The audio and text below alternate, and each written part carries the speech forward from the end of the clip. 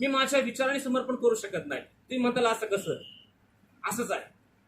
जर मला खरंच समर्पण करायचं असेल, खरंच समर्पण जर मला करायचं असेल, त्यासाठी मला गरज आहे परमेश्वराच्या कृपेची. कारण परमेश्वराची कृपा अशी आहे जी आम्हाला खरंच समर्पण करायला लावते.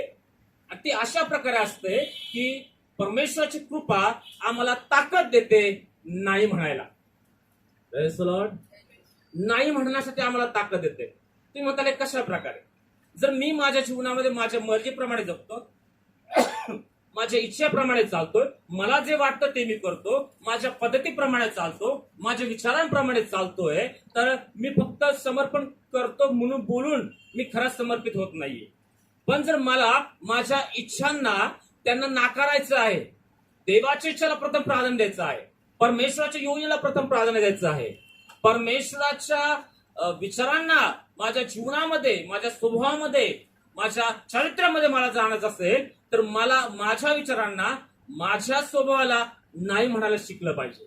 त्याला नाही म्हणता आलं पाहिजे. आणि हे आम्हाला होत नाही, कारण आम्ही शरीरामध्ये जगतो. आणि जर शरीरामध्ये आम्ही जगत असल्यामुळं देह स्वभावामध्ये आम्ही निर्बल ठरले जातो.